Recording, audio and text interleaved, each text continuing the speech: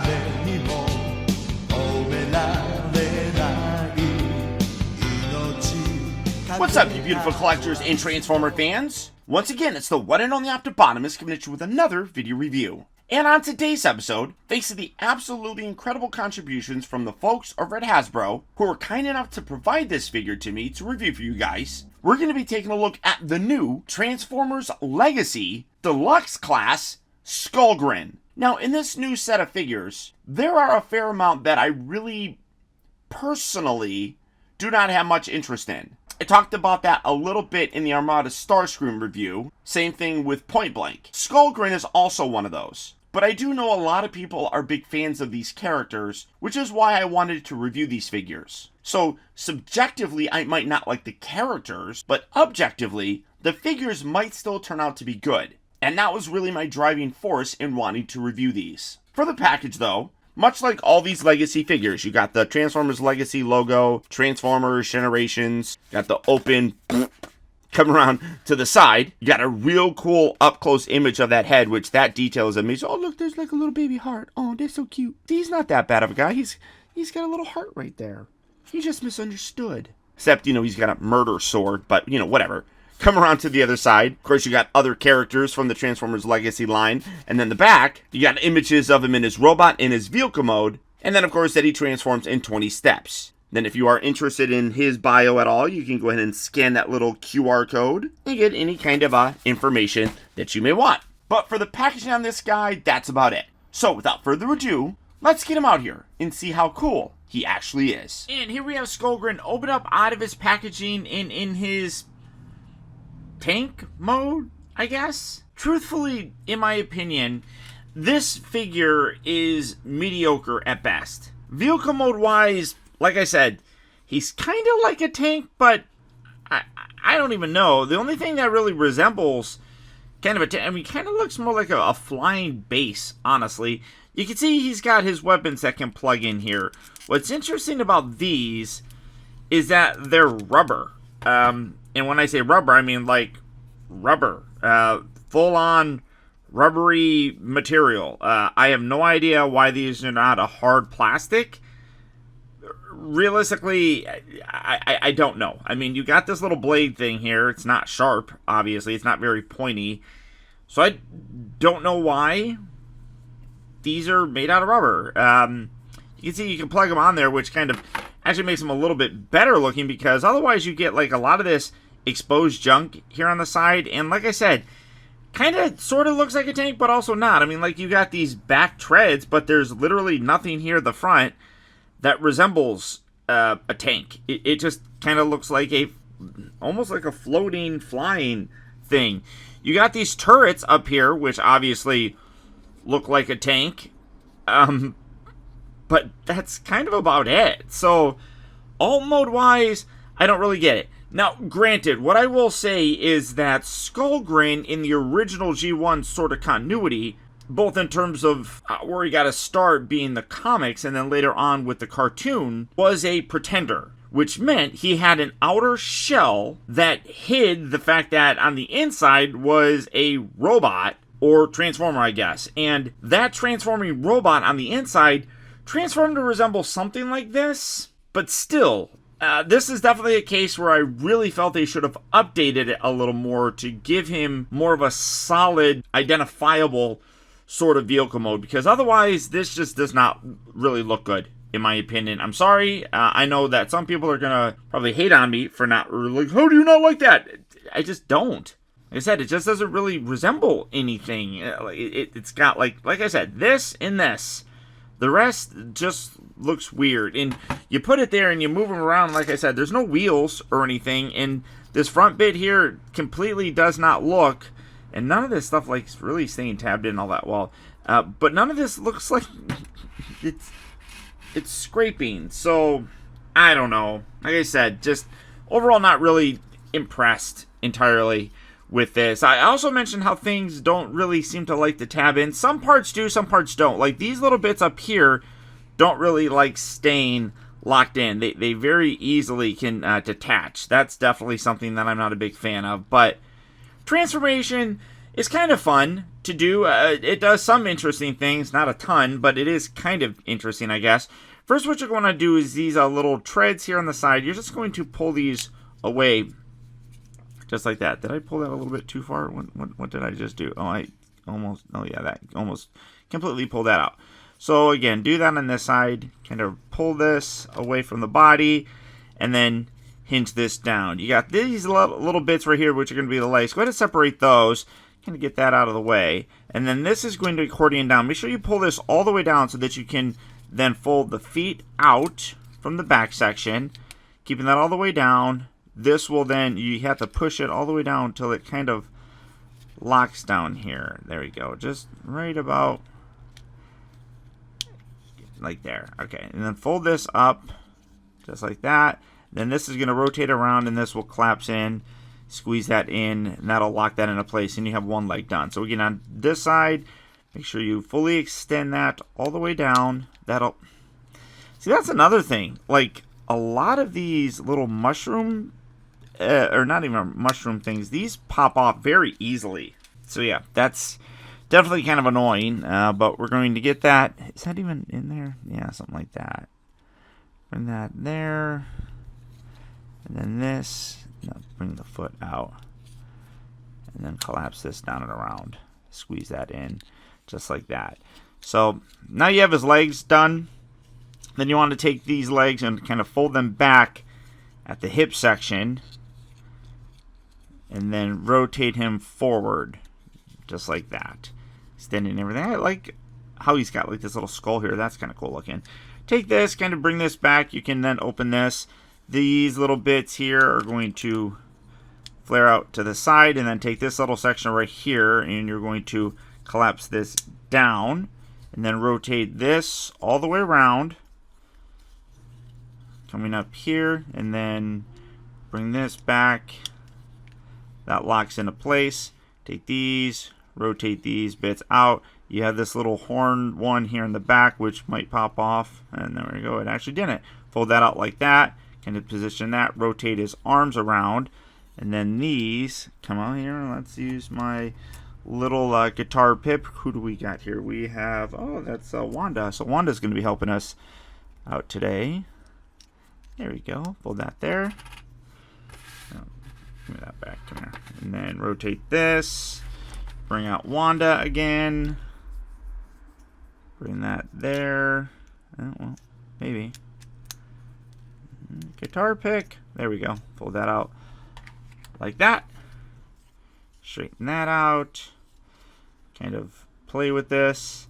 And there you have Skullgrin in his robot mode. And, yeah. And you know, I definitely get what they were going for with this guy in terms of taking that Pretender outer shell that he had and combining him with that inner transformer to create what we have here. I just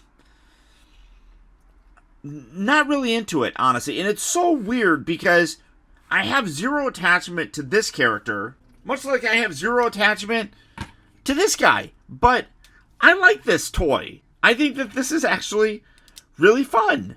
But just Skullgrin, I'm just not into him. Which again is perfectly fine. Nobody has to love everything that's produced by Hasbro. I know I certainly don't, and you shouldn't either. Now, in terms of his weapons, you can see you can... Oh, there we go. I thought his whole hand came out. You can hold those. Also, this backpack section, this can remove, which I don't know why that really needs to remove. But you can take this if you really wanted to, and you can plug these. Well, get that out of the way. You can have him hold the weapons there. And one thing that I actually kind of think that I like the look of a little bit more, if I can actually get him to hold this in there, you can do that. And then you can take this little backpack thingy that he had with his weird-ass little tail. You can take this and you can plug these in on the side. And this actually kind of looks cool. Doing it like this. You come around here to the back, you got the little post that sticks there. You can take that and you can put that there. I kind of like the way that looks with the little blades there. That looks a little bit cooler, I think. Still is not something I'm overly impressed with, but that's something that you could do. Or if you really wanted to, you have a bunch of these little posts all over them. You can take this and you can put that there. I don't know why you would want to. Or you can even take this off. You got this little post here on the top. You can create a weapon like that, I suppose. So there's options, but realistically, it's supposed to be like this. I just think that it looks a little bit better with the little blades there. I think it just kind of looks a little bit cooler, I suppose. So put that right back in there. And in terms of articulation, he's definitely, I mean, the detail on him here is actually pretty cool. You come in and let me focus on that. I love how he's got like that little heart for his nose. Nice pink right inside there for the eyes. The skull actually has a lot of nice molded detail. I kind of wish there was a bit of a wash throughout it, but it looks okay. But again, you can see like these little shoulder bits. Chest section here has that nice Decepticon logo there. I like how he's got a little skull right there on his codpiece. Overall, the molded in detail is pretty solid on him. So from that standpoint, they did a pretty decent job. Articulation, like I was about to say, is fairly decent. Although the head just, maybe that's what it is. Maybe just the head looks weird. I don't know. It's odd. It's on a ball joint, so you can get it rotating left and right. These little bits can kind of angle in and out. You don't really want to do that. And you can flare these little back ones all over. The shoulders here move in and out. Do they move it? Yeah, okay. That was really stiff. So in and out, forward and back. They rotate at the upper part of the bicep. You have a little bit more than 90 degrees bending right there at the elbow. Nothing at the wrist other than the fact that they go down, so you can maybe have him like pointing his sword. Let's go! We're going that way. Although that does look really weird when you completely bend it down. He does rotate at the waist, but one thing that I will say is this little tail section here, when it's there, kind of gets in the way. So if you put that all the way down like you're supposed to, that messes all this up. So if you leave it up, you can rotate things around, but still it gets a little bit bumpy around there. The hips move forward and back. They move in and out a little bit. This piece kind of moves, but that's really about as far out as you're going to get with him. He rotates at the upper part of the thigh, bends here at the knee, the ankles. Kind of as part of the transformation, can bend because, well, not really, because this all locks in there. So that's fairly locked into place. But you do get ankle tilt, so you can rotate that out. I do like how they do have that little cover area inside there as well. Really digging that. In general, I do think that his robot mode is better looking. I just don't think it's really all that good, to be totally honest. Transformation back, you're going to rotate the hands into the little forearm areas. Come down here, you want to kind of bring these back a little bit and then rotate that section around. Bring his head back, and then you can open up this piece right here, and this is going to rotate all the way around and through there. Then when you have it like that, then you take these little bits here, you want to slide that up. That creates some clearance. Get that all the way pushed through. And then you're going to take these arms, fold those in, and then rotate the forearms. You're going to connect these two halves right there. And then again, in terms of some of the posting, it's not all that good. You got a little post, that little white section. It's going to go up and slot in to the arm area there. But again, it's not really all that sturdy. It just kind of rests there for the most part. Put that back down. Put this back on them. Maybe. Here we go. Wait, what's happening? What's happening? There we go. Here, get that on there. Come on. There we go. It's gonna go like that. If you had his tail down, where's his tail? I won't worry about that in a minute. But now you want to take this waist section here. You want to bend here at his torso bit, but then rotate him at the hips forward, just like that. So again, do that there on that side. And I should probably put this back on just because it's gonna bug me. So fold up the little tail and peg that right in there. There we go. All right, so now that's back where it's supposed to be. Come around here to the legs. Now you want to take these bits here. You're going to extend these out. Fold that all the way out like so. Bring that up like that. Do that on this side as well. Extend that all the way just like that. Now this part is where it gets kind of weird. So you got these little slot sections here. They're going to tab into those little tiny nubs right there. It doesn't really do well. So you just accordion this back. Well, you bring the foot in. And then you just accordion that back. And that's going to go right there. Do that on this side as well. When you do that, you can then bring the two halves together. That will lock in. And then you just kind of shove that in there. And hope that it kind of rests there properly. It doesn't do a very good job, to be totally honest. Rotate these bits out on both sides. Bring these up. And then you want to give this a good push right here. That will lock that in there. And then you got little slot and tab connecting bits on the side. So bring the tank treads up. And if I can do it, squeeze that in just like that. Do that on this side. Bring that up. That'll lock that into place. Then bring these up. Line that up. And again, so like this part here, kind of like you can see it just like droops. Doesn't do a very good job of connecting. But there you go. Something like that. And that feels like, yeah, well. Yeah, like I said, like a lot of this stuff just does not really, it's not very secure. I'm not the biggest fan of it. And then you can take these, you can plug these in on the side. Just like that, get that all the way in. And then you actually have a little nub in slot section right down here, which kind of holds these in place, which, okay, that's a thing. You know, maybe if these were made out of hard plastic, they wouldn't need to have another section, because when you push it in there, it kind of like bows out because of how soft it is. But when you take that little bit, tab that in there, holds it in. Again, maybe if you had hard plastic, you wouldn't have to worry about it. But when you're done, there you have Skullgrin back in his tank, I guess, mode. And like I said, it's so weird because I typically am able to kind of just review something on the merits of the toy. This one, I'm just not that big of a fan. Vehicle mode wise, it doesn't make any sense. I don't know what this is. I get that it's supposed to be like an homage to the original G1 kind of internal transformer form, but I don't really even think they did that great of a job with them. I definitely can see the homage, but I think that this is a case where they really could have improved upon him by giving him a better looking alt mode. This is like an alt mode that a triple changer would have, where it's like, oh, that's the throwaway mode for him. I just don't like it. Transformation does some interesting things. I really like how the head kind of like rotates around through the torso.